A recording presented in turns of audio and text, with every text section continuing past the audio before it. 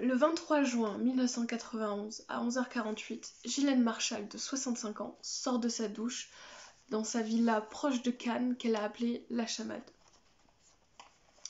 En sortant de la douche, elle appelle son amie Erika. Elle reste peu de temps au téléphone, mais elles doivent se voir le lendemain à midi à La Chamade. Au téléphone, son amie Erika dira qu'elle est pressée car elle doit aller manger chez des amis, monsieur et madame K, à 13h. Ghislaine raccroche à 11h50 et c'est la dernière fois qu'on entendra sa voix. Ce sont ses amis, monsieur et madame K, inquiets de ne pas la voir arriver à leur rendez-vous, qui l'appellent plusieurs fois et qui viennent sonner chez elle plusieurs fois, mais personne ne répond. Le lundi 14 juin, donc le lendemain, Erika arrive à La Chamade à 11h30. Comme monsieur et madame K, elle sonne, elle frappe, elle appelle, mais personne ne lui répond. Suite à ce qui s'est passé la veille, madame K rejoint Erika et bien vite, une troisième amie de Ghislaine Marchal, Francine P, arrivera à la maison. C'est Francine P qui préviendra un employé de gardiennage en début d'après-midi. Ce dernier arrive, donc avec le trousseau de clés, entre et constate que la porte est déverrouillée. Il n'y a aucune trace d'effraction. Par contre, à l'intérieur, tous les volets sont fermés, donc il fait noir, il fait sombre. Il n'y a que dans la chambre que les volets sont relevés. Le lit n'est pas fait et on retrouve un plateau de petit déjeuner dans la cuisine, ainsi que ses lunettes à côté d'un journal. Et on remarquera aussi que l'alarme n'a pas été enclenchée.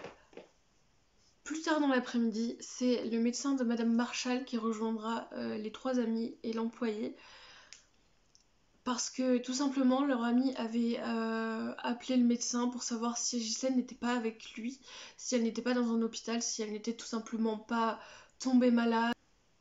Donc en arrivant dans la maison, le médecin de Madame Marchal retrouve le sac de cette dernière intact, ainsi que tous ses bijoux encore sur la commode. Mais il n'y a toujours aucune trace de Madame Marchal. On retrouve également sa voiture encore dans le garage, donc elle n'a pas pu partir avec la voiture. Les gendarmes sont appelés et ils arrivent assez vite à 17h et ils commencent à fouiller la maison.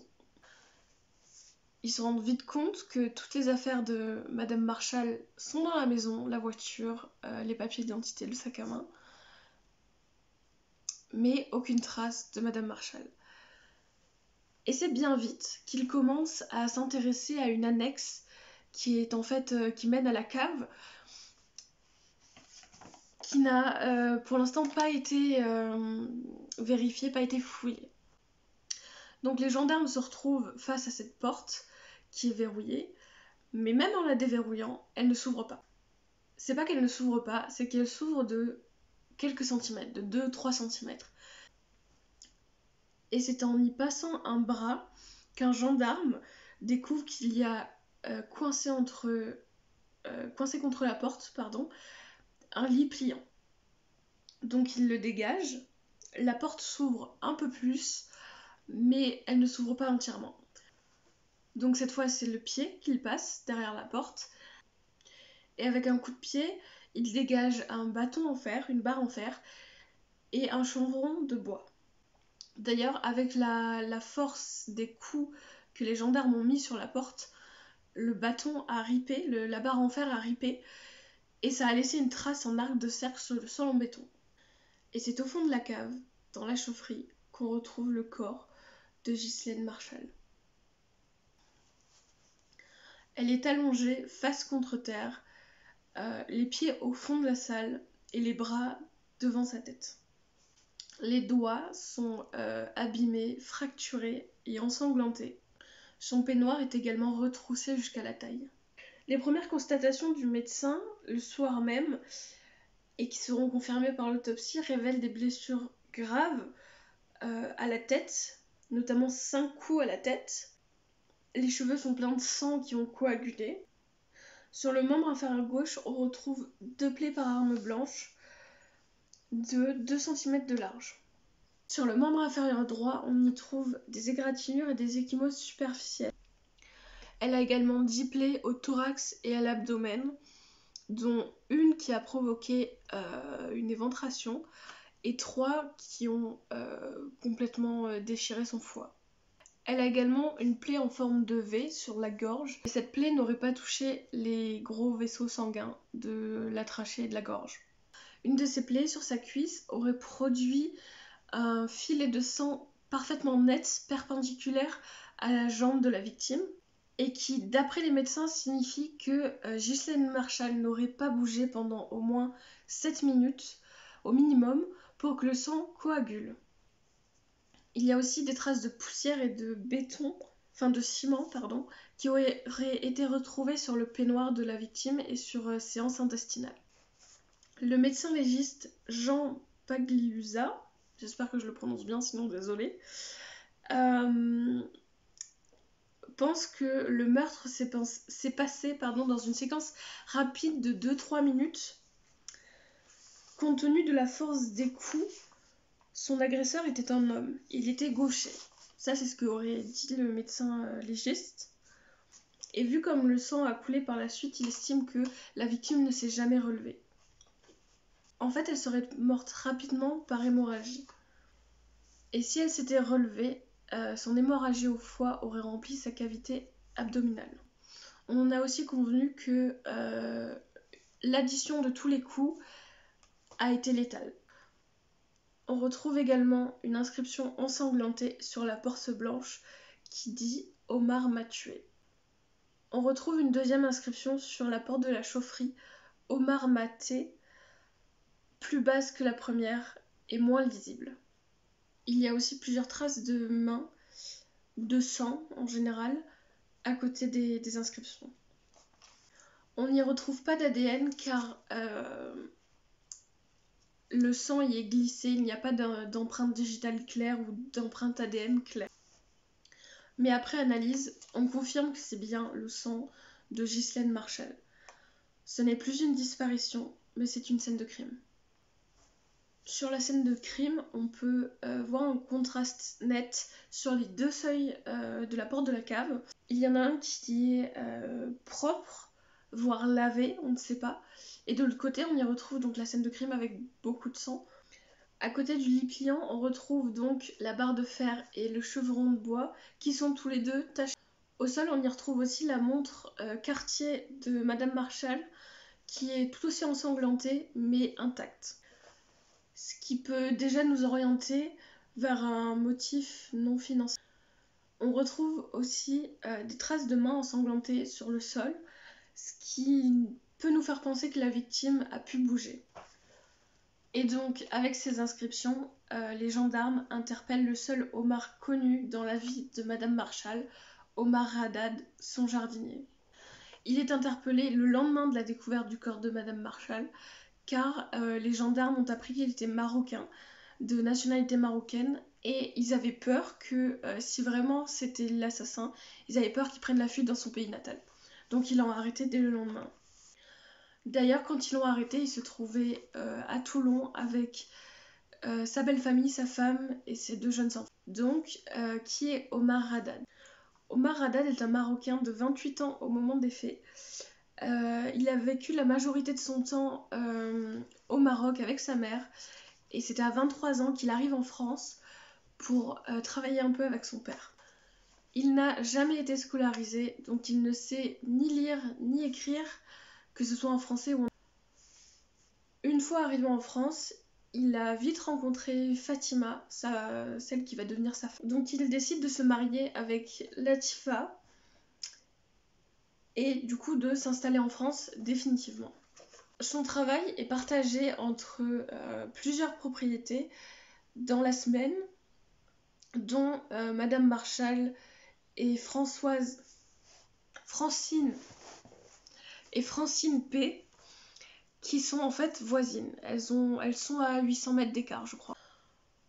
On lui a toujours connu d'excellents rapports avec ses employeurs. Il a toujours été très gentil. Et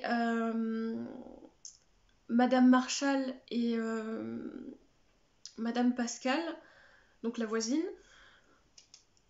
elles ont très vite eu envie de prendre Omar et sa femme sous leur aile. Donc c'était pas vraiment... y a pas de... il n'y avait pas de mauvais termes entre Madame Marshall et Omar Haddad. D'ailleurs, je crois il a même dit que quand il a eu ses enfants, à la naissance de ses enfants, elle lui a acheté des cadeaux. Ils l'ont invité à manger comme si c'était un membre de sa famille. Voilà. Et d'ailleurs, ils ont aussi donné un job à Latifa, donc la femme d'Omar, en tant que femme de ménage. Au moment de son arrestation, il est donc à Toulon, chez sa belle-mère. Il ne comprend pas bien le français, il ne sait pas pourquoi on l'arrête, ou en tout cas il ne comprend pas.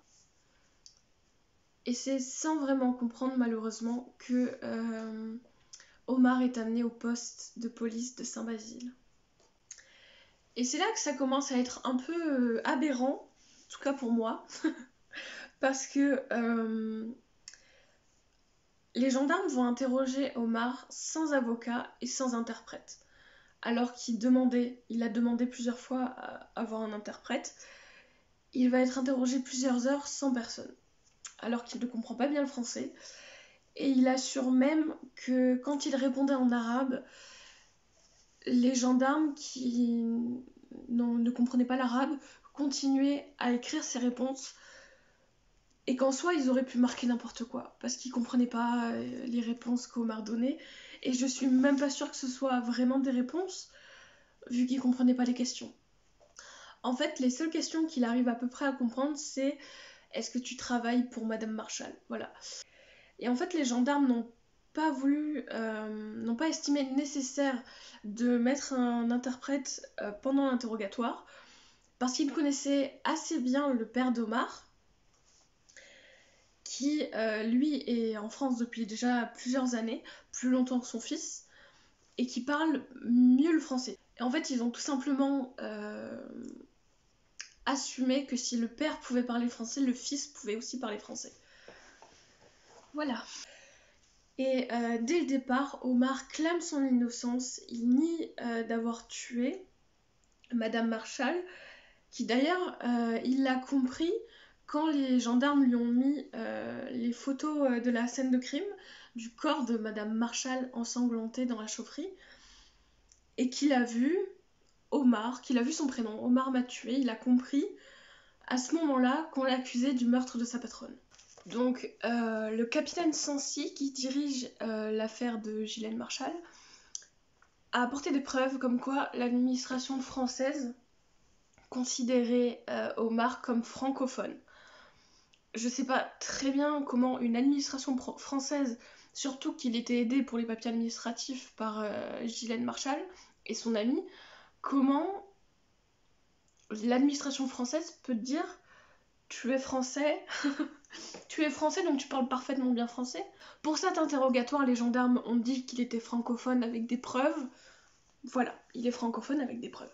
Et selon le capitaine Sancy, il est calme, il est posé et il a une forte résistance émotionnelle. Il déclara aussi qu'il le trouvait déconcertant par rapport à son impassibilité. Et puis en fait, on comprend pourquoi il était impassible s'il comprenait pas un mot de ce que lui racontaient les policiers. Il a quand même réussi à avoir un avocat qui, Dieu merci, l'a aidé dans cette affaire. Il arrive à avoir un avocat et dans son livre qu'il écrira, il raconte que la garde à vue a été très très épuisante, que ce soit mentalement, physiquement. Ça, en même temps, on comprend, ça devait pas être simple de pas comprendre un mot, de pas avoir le droit à un interprète et de pas... Enfin, de comprendre la moitié de ce qui se passe et de pourquoi on vous accuse. Voilà. Donc il y avait toujours cette histoire de communication qui passait pas parce que les gendarmes ne voulaient pas lui donner un interprète. Il ne parlait pas français, les gendarmes ne parlaient pas arabe. C'était assez compliqué. Et c'est un détenu, je sais pas si c'est le co-détenu, mais c'est un détenu tunisien qui parlait les deux langues, qui a été autorisé à jouer un peu l'interprète. Pourquoi, je ne sais pas. Mais en tout cas, il a bien aidé bien aider Omar, qui raconte que je crois sans lui, il n'y aurait pas eu de communication entre lui et son avocat. C'est assez compliqué. Et il raconte aussi que les gendarmes ont été assez durs avec lui. Ils lui mettaient beaucoup de pression. Et il a plusieurs fois montré qu'il n'était pas du tout à l'aise, qu'on ne le traitait pas bien. Il a fait 2 grèves de la faim, je crois. Il y a une fois où il voulait faire la grève de l'eau, donc vraiment ne plus s'hydrater. Et en fait, il raconte qu'il voulait pas mourir. Il faisait pas ça pour mourir. Il faisait ça pour se faire entendre, parce qu'il avait l'impression de pas se faire entendre comme il le voulait. Et on comprend. Mais moi, je trouve ça malheureux qu'on en arrive là, parce qu'après, j'ai pas tout raconté, mais il fait aussi plusieurs tentatives de suicide en avalant des lames de rasoir. Et quand il va voir le garde en lui disant je viens d'avaler une lame de rasoir, il faut que j'aille à l'infirmerie, le garde lui rit au nez, ne le croit pas. Donc il va recommencer. Enfin, je dis pas que c'est la meilleure des choses à faire, mais ben on comprend en fait. Enfin, moi je comprends qu'il pouvait être tellement désespéré que la seule chose à faire c'était presque mourir. Je trouve ça tellement triste en fait. Il y a tellement peu de compassion envers lui. Bon, ça se passe en 91, c'était pas les mêmes mœurs, tout ce que vous voulez. Mais quand même. Donc, on va passer au procès et on va voir d'abord le côté accusation.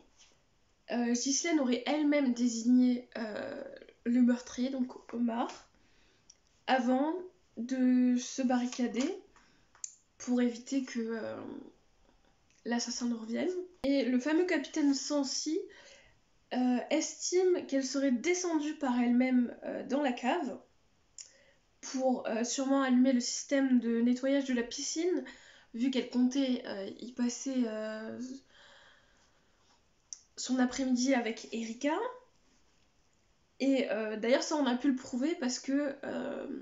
Enfin, le prouver. Vous pensez ce que vous pensez, mais... elle portait soi-disant des chaussons en bois, je crois. En tout cas, elle était chaussée pour sortir, alors que j'ai lu sur certains articles qu'elle était pieds nus. Voilà. Et puis on a retrouvé en marche le nettoyage de la piscine aussi le lendemain matin. Après, on était en juin. Enfin, je sais pas, moi j'ai jamais eu de piscine, donc je peux pas me prononcer là-dessus. Mais je trouve que c'est assez léger comme enfin voilà, on va continuer. Donc toujours selon le capitaine Sancy, elle aurait reconnu son agresseur car elle a tenté de se protéger en mettant les mains devant son visage.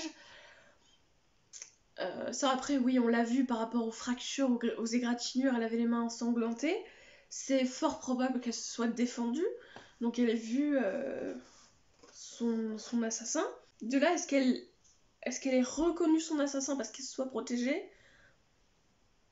Moi, si demain il y a quelqu'un qui arrive et qui court vers moi avec un couteau, je crois que je fais ça pareil. Hein. Mais enfin bref. Et si on suit cette théorie comme quoi elle serait descendue toute seule et qu'elle se serait barricadée, elle aurait reconnu pleinement Omar. Et même si elle portait les lunettes de repos, selon lui, il lui aurait été impossible de confondre Omar et quelqu'un d'autre, son frère par exemple, comme il a été soulevé, parce que selon elle, il ne se ressemblait pas du tout. Toujours pour le capitaine Sancy, Omar serait venu à la chamade pour réclamer une avance de son paiement, enfin de son salaire, pardon. Et Ghislaine lui aurait tout simplement refusé. Apparemment, ça faisait plusieurs fois qu'il venait pour demander une avance. Et fou de colère de ce refus, il aurait tout simplement vrillé, il serait passé... Il aurait été tellement en colère qu'il aurait été prêt à tuer pour cet argent. Voilà. Toujours d'après le capitaine, ce serait un meurtre non prémédité parce que selon lui, il aurait trouvé les armes du crime sur place et que du coup c'était une envie meurtrière et pas un meurtre prémédité. Omar aurait commencé à la frapper avec le chevron de bois qu'il aurait trouvé sur place. Et voyant qu'elle respirait toujours et qu'elle n'était toujours pas morte, de peur qu'elle parle plus tard, il aurait monté les escaliers pour aller dans le local à bois, là où étaient entreposés la cisaille et les outils de jardin. Il aurait pris la cisaille et il serait redescendu pour la poignarder. Selon les légistes, les coups étaient maladroits et pas du tout assurés. Et selon le capitaine Sancy, ça aurait été dû au handicap de Omar. Omar avait un handicap au bras droit suite à un accident du coude qui s'était fait en 88. En 88. En repartant, il aurait remis les clés dans le local à bois avec les outils de jardinage et il aurait remis la cisaille à sa place après l'avoir nettoyée. L'avocat de la partie civile affirme qu'il aurait pu s'agir d'un couteau de cuisine. Et comme Ghislaine serait descendue par elle-même et se serait enfermée dans la cave, ça prouve qu'elle aurait été lucide. Donc ça pourrait prouver que Ghislaine serait allée dans la cave à vin pour écrire Omar m'a tué. Elle aurait été à genoux avec le buste. Et selon la partie civile, elle n'aurait pris appui ni sur la porte ni sur le mur. Seule sa tête aurait appuyé contre la porte, d'où les traces de sang à côté de l'écriture. Ensuite, elle se relève sans prendre appui ni au mur, ni au sol, ni aux portes. Et tout cela confirmerait qu'elle avait encore des forces au moment où elle était enfermée dans cette cave. Et c'est à ce moment-là qu'elle prend le lit pliant qui était doté de roulettes, donc il fait 12 kilos je crois à peu près. Elle aurait pris ce lit pour se barricader et pour se protéger du retour de son agresseur qui, je le rappelle, avait verrouillé la porte en fait. Elle aurait ensuite utilisé la barre de métal et le chevron pour renforcer sa barricade. Et selon eux, les traces de sang montrent que elle serait allée éteindre la lumière, puis qu'elle se serait traînée au sol pour se relever jusqu'à la porte de la chaufferie, qui était alors grande ouverte vers la cave. Et à bout de force, elle écrit son deuxième message. Ensuite, elle aurait trouvé la force de ramper jusqu'à la sortie et de se traîner pour faire face à la sortie. Donc maintenant, on va voir la partie de la défense. Donc en fait, la partie de Omar. Selon la défense, la violence et la multiplicité des coups prouvent que c'est un crime passionnel, qu'il y a une haine derrière ce crime, qui ne va pas du tout avec la personnalité d'Omar. Monsieur Vergès, qui est un des avocats de la défense, fait remarquer aussi l'absence de griffures et d'égratignures sur les bras de Omar, qui il y aurait dû en avoir si c'était lui le tueur et que Madame Marshall se serait débattue. Et aussi, il fait remarquer qu'il n'y avait aucune tache de sang sur ses habits, qui, je le rappelle, il n'a pas pu se changer entre deux, vu que c'était un meurtre non prémédité. Il n'aurait pas pu prévoir des gants ni de vêtements de rechange. Ensuite, pour contester un peu l'accusation, ils disent que les coups portés à la victime n'auraient pas pu permettre les actions qu'ont affirmé l'accusation. Et si vraiment on imagine que c'est Madame Marshall qui a écrit le deuxième message, qu'on l'imagine écrire à bout de souffle, donc avec presque pas de force, on l'a retrouvée à 1,50 m de l'endroit où elle a écrit son dernier message. Donc pour la défense, c'est pas possible.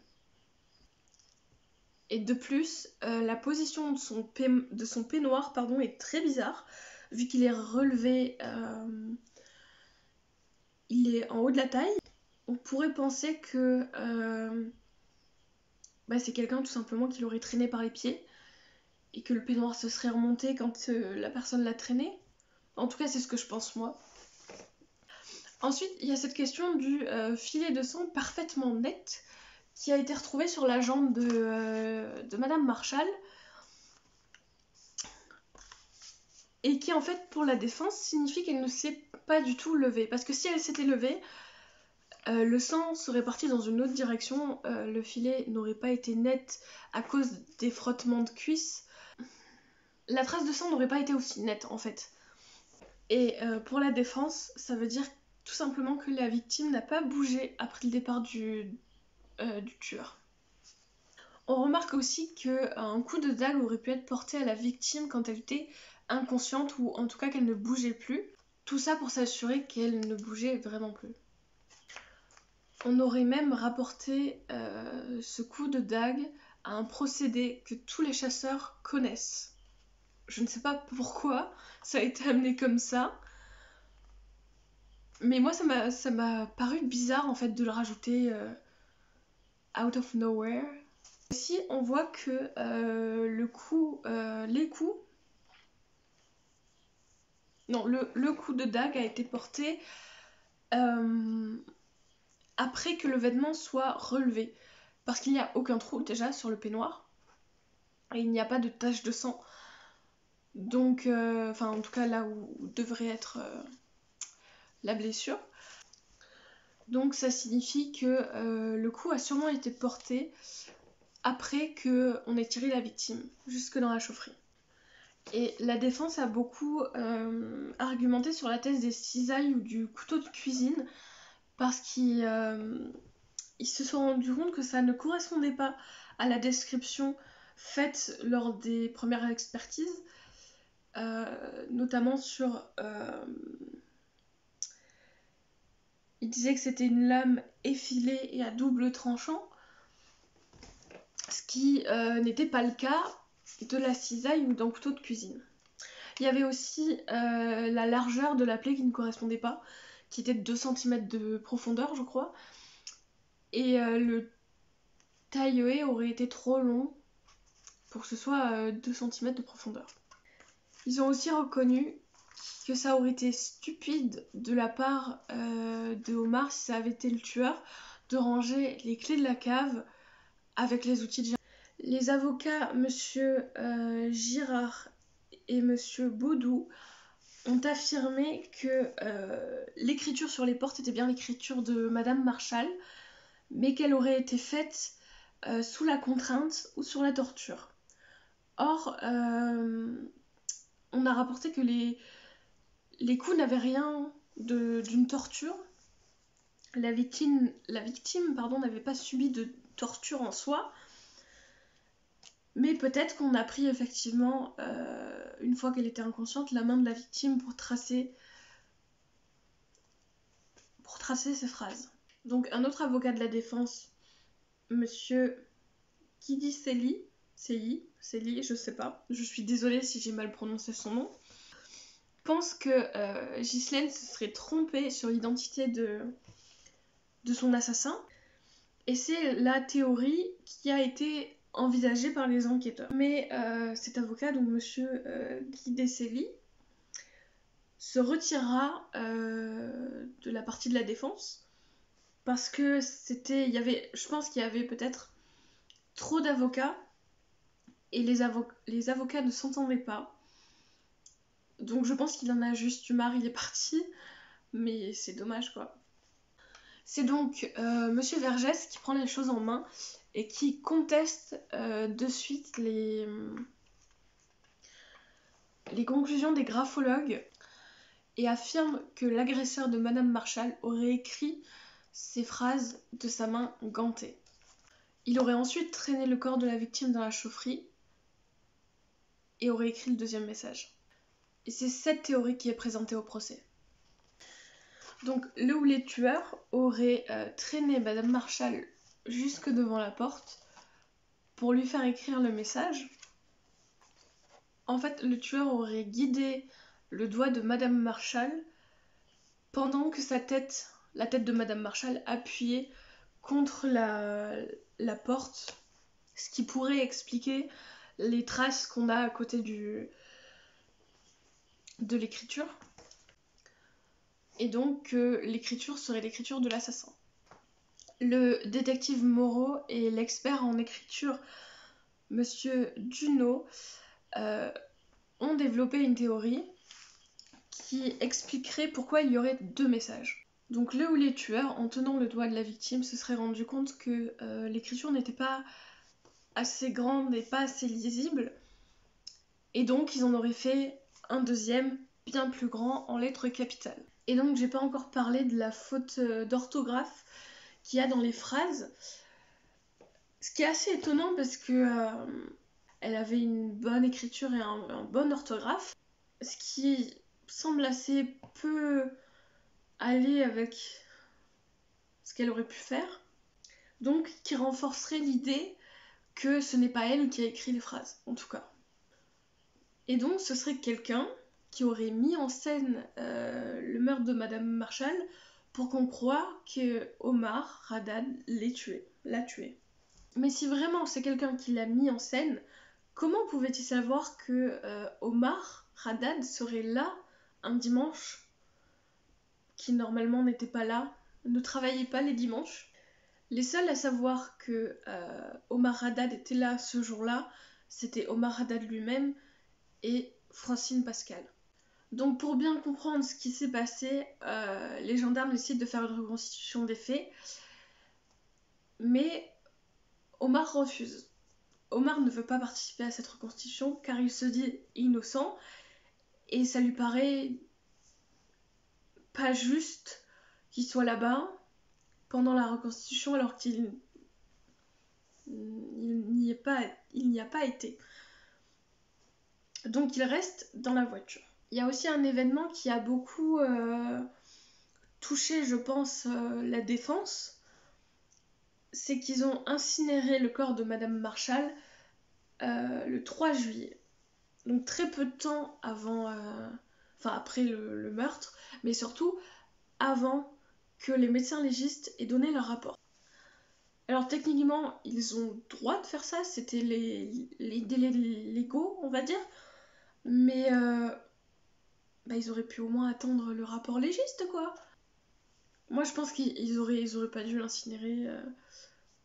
D'ailleurs, il y a eu pas mal d'histoires là-dessus parce que Ghislaine Marshall avait fait construire un tombeau pour y être enterrée avec sa famille. Or, sa sœur Claude a affirmé qu'elle souhaitait être incinérée, et ça a été confirmé par une lettre que les enquêteurs ont trouvée. Ça aussi, je trouve que c'est un peu bizarre. Mais surtout, le fait d'incinérer le corps, ça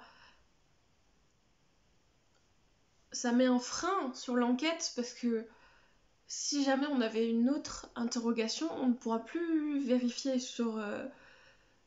ou en tout cas vérifier plus en profondeur sur le corps de Ghislaine Marshall. Et c'est quand même vachement important quand il s'agit d'un meurtre, quoi. Donc il y a eu une contre-expertise du dossier fait par la défense, car le docteur Lepoivre aurait conclu que le décès aurait eu lieu le 24, car les yeux paraissaient encore clairs, ils n'étaient pas voilés, alors qu'ils sont censés se voiler au bout de 5 ou 6 heures, et que le corps aurait été retrouvé tiède. Tout ça, ce serait le résultat d'un rapport oublié, par la police. Et en fait, le rapport de cette scène de crime-là a été fait 4 mois plus tard. Maître Vergès, le juge aurait fait pression pour que on avance la date du crime au 23 juin, parce que le 24, Omar avait un alibi, puisqu'il avait pris le train très très tôt ce matin-là pour aller à Toulon avec sa femme et ses 2 enfants, passer l'Aïd, donc une fête religieuse, avec ses beaux-parents. Donc même si c'est un simple oubli ou juste une tactique pour gagner le procès, le fait que le rapport n'ait pas été fait, et en tout cas pas été fait dès le début, et qu'il y a un doute comme ça sur le jour de la mort de Madame Marshall, ça complique un peu... Ça complique l'affaire en fait. Donc on va passer à l'alibi d'Omar. Ce jour-là, il aurait travaillé toute la matinée chez Francine Pascal, puis s'est absenté entre midi et 13h pour aller déjeuner. Il serait retourné chez lui à Canet, j'ai envie de dire Canette, mais Canet, je pense, à 5 km de chez Madame Marshall.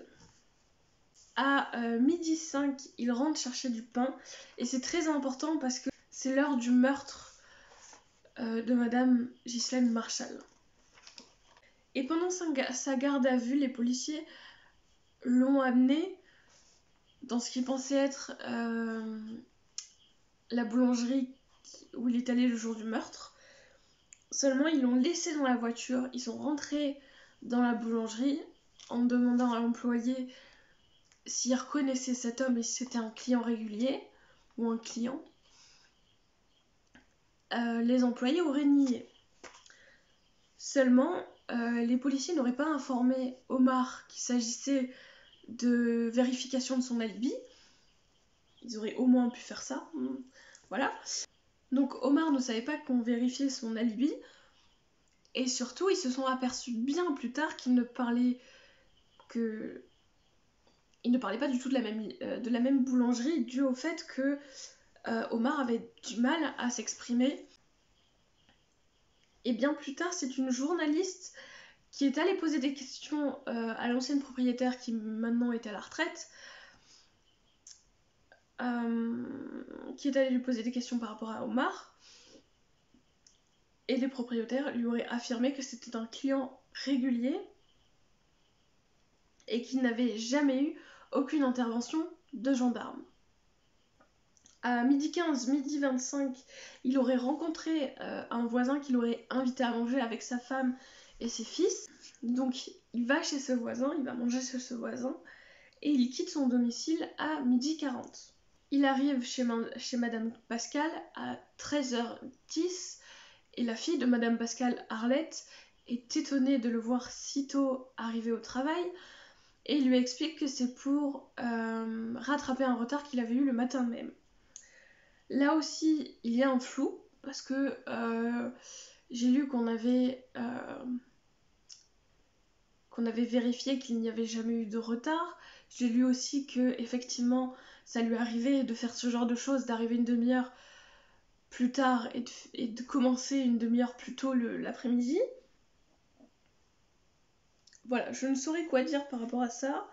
Mais en tout cas, par rapport à ce flou, l'accusation est persuadée de tenir l'indice que Omar Haddad est meurtrier de Ghislaine Marshall, puisque selon eux, il se serait montré aussitôt pour éviter qu'on l'accuse d'un meurtre, tout simplement, juste pour qu'on le voie, pour le voir. Je sais pas si c'est français. Mais dans ce cas-là, comment il se serait débarrassé de ses vêtements, vu que Arlette, la fille de Françoise, a confirmé qu'il portait les mêmes vêtements que le matin même. donc il n'aurait pas pu se changer. Ensuite, Omar se serait arrêté en fin de journée dans une cabine téléphonique pour faire un appel à sa femme qui était déjà à Toulon. Sauf qu'après vérification, il aurait fait cet appel à midi 50, midi 51 précisément, et il déclara plus tard qu'il ne pouvait pas deviner qu'on allait l'accuser de meurtre et que s'il avait su qu'on allait l'accuser de meurtre, il aurait marqué tous les détails avec précision. Et on comprend. La défense a plus d'un tour dans son sac. Il prouve que le trajet en moto qu'il aurait fait ne collerait pas avec les heures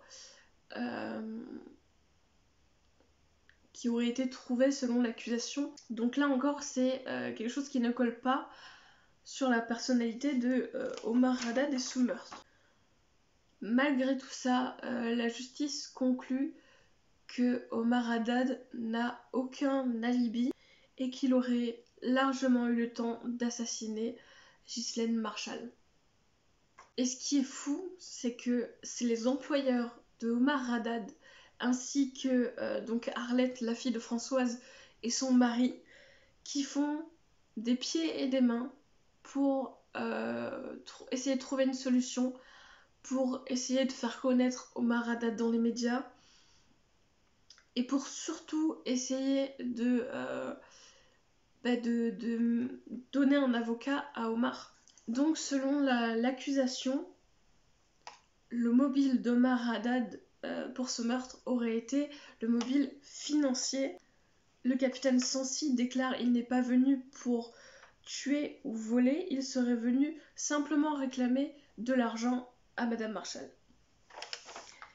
Et c'est le refus de cette dernière qui l'aurait mis dans une fureur inimaginable. On aurait découvert que Omar Haddad aurait tiré de grosses sommes d'argent, environ 80 000 francs, ce qui fait à peu près 18 600 €. Pour l'accusation, c'est une preuve qu'il avait besoin d'argent, qu'il dépensait son argent dans les prostituées et dans le casino. Parce qu'au début de son interrogatoire, alors qu'il ne comprenait pas ce que lui disaient les policiers, il aurait répondu oui quand on lui aurait demandé s'il allait voir, s'il avait l'habitude de voir des prostituées. Il a affirmé plus tard dans son livre qu'à l'époque, il ne savait pas ce que ça voulait dire, prostituée. Et pour lui, cet argent ne lui appartenait pas, il appartenait à son frère qui n'avait pas de compte en banque en France, et c'est pour ça qu'il retirait pour pouvoir l'envoyer au Maroc à son frère. D'ailleurs, il y a eu une rumeur comme quoi Omar Haddad avait pour habitude de demander beaucoup d'avance sur sa paye à Madame Marchal et Madame Pascal, mais l'enquête a montré que aucune demande n'avait été faite d'avance. Elle a aussi montré que la famille Haddad n'était pas en situation de difficulté financière, qu'ils n'avaient pas de problème de dette, comme l'accusation avait pu le faire remarquer. Et aussi, Omar Haddad va faire un aveu assez troublant. Il va affirmer que sa patronne soupçonnait sa femme de ménage de plusieurs vols qui étaient arrivés à la chamade. Et on rappelle que si vraiment Omar Haddad était en situation difficile financièrement, il aurait sûrement pris les bijoux ou les objets de valeur de Madame Marchal, ce qui n'est pas le cas. Je suis désolée, la qualité de la lumière est un peu merdique, mais c'est le soleil qui se couche, je suis désolée. D'ailleurs, la défense a affirmé que les enquêteurs essayaient de salir la réputation de Omar Haddad, notamment avec les casinos, les prostituées. On disait de lui que c'était un menteur. Et on a même dit pendant le procès que c'était un mauvais musulman parce qu'il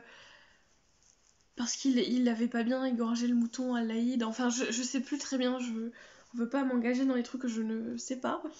Mais voilà, on aurait dit à plusieurs reprises que il ne se respectait pas dans sa religion ou quelque chose comme ça. Le 9 août, on apprend dans le journal Nice Matin que les analyses de prélèvements effectuées sur la scène de crime ne révèlent pas l'identité de Omar Haddad. On dit aussi que comme Omar a passé toute la matinée à tondre la pelouse de Francine, on aurait dû sûrement retrouver des particules d'herbe sur la scène de crime, et pourtant on n'en a retrouvé aucune. Et d'après le capitaine Sancy, c'est parce que les semelles du jardinier auraient été trop usées et trop fatiguées. Trop plates. Le 2 février 1994, Omar Haddad est condamné à 18 ans de réclusion criminelle, reconnu coupable avec circonstances atténuantes. Et c'est un verdict qui a été beaucoup critiqué, que ce soit en France ou au Maroc.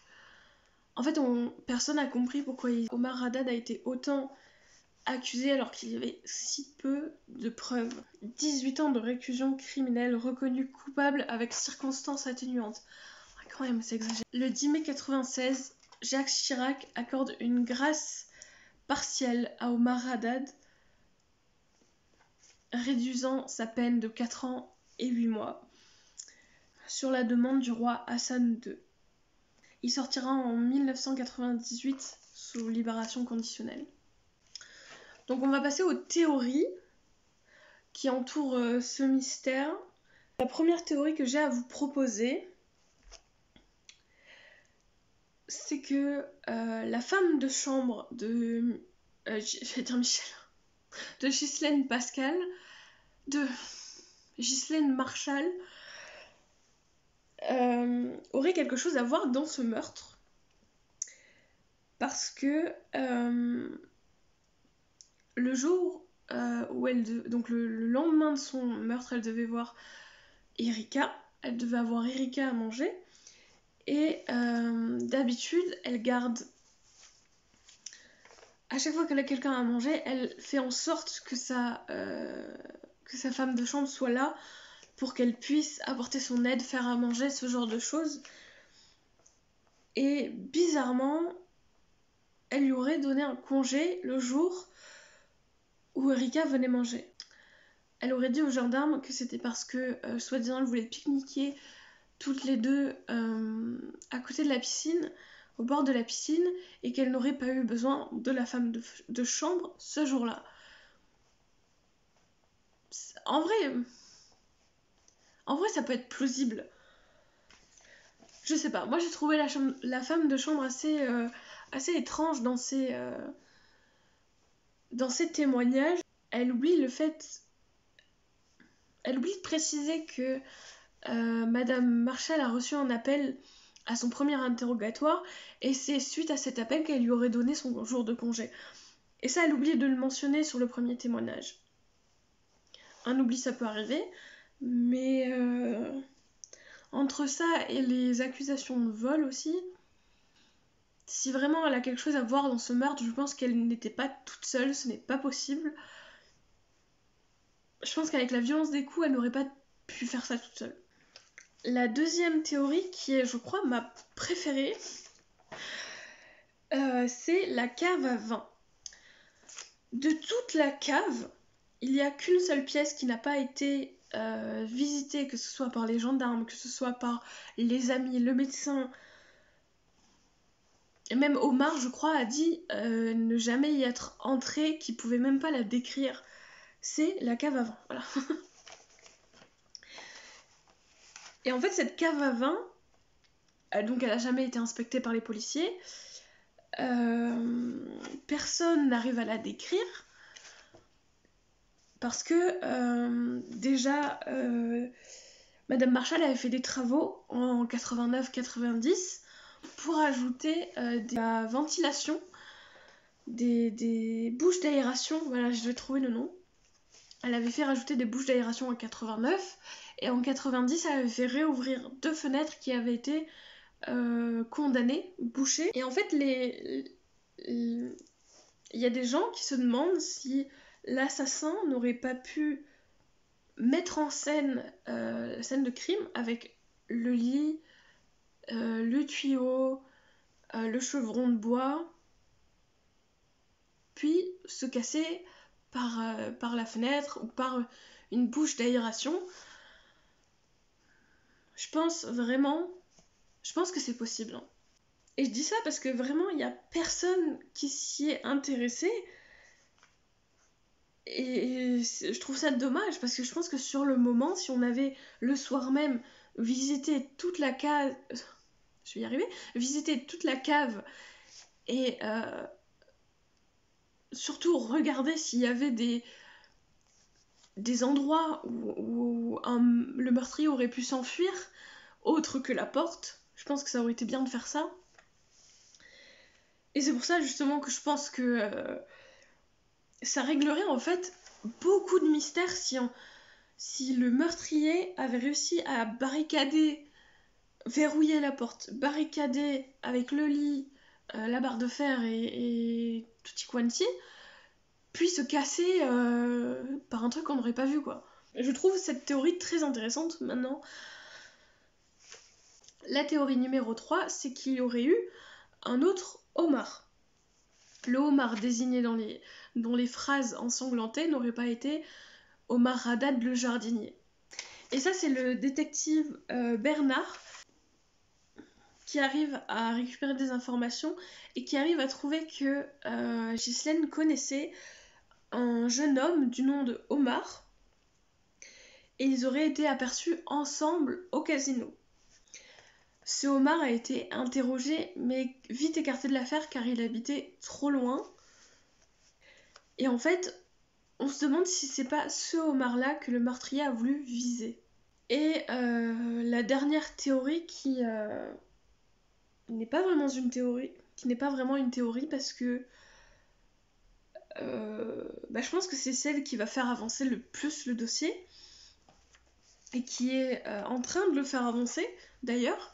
Donc en fait c'est une théorie à mi-chemin pour moi, en tout cas entre ce qui pourrait être vrai et ce qu'on pourrait en déduire. Voilà. Donc en 2000, il y a eu de nouvelles expertises ADN qui ont été faites sur la porte et sur les taches de sang.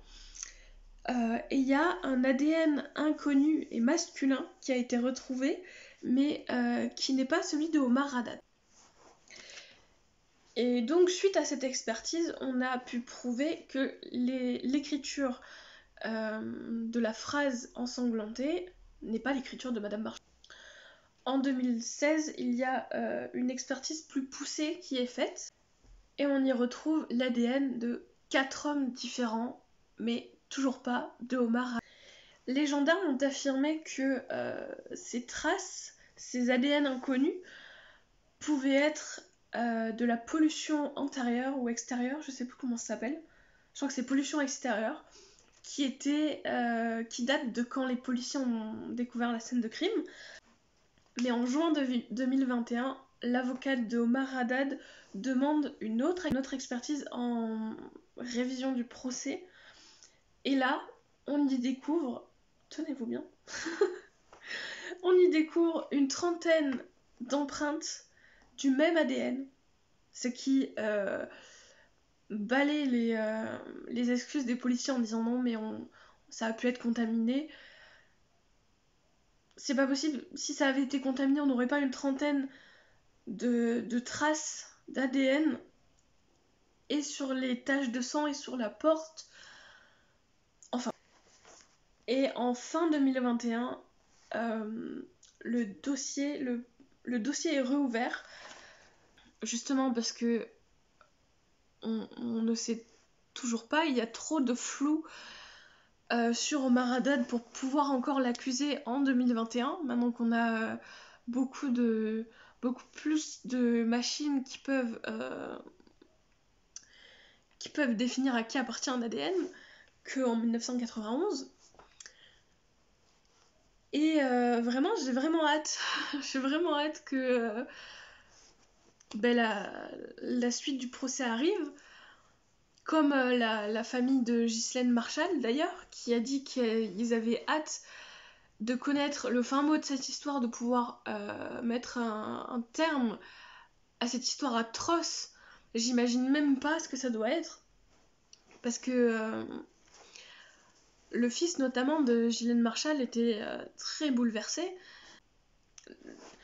La façon dont elle était enfermée avec... Moi, c'est tout ça qui m'a toujours impressionnée. Le lit pliant, la barre de fer, la porte était coincée, verrouillée.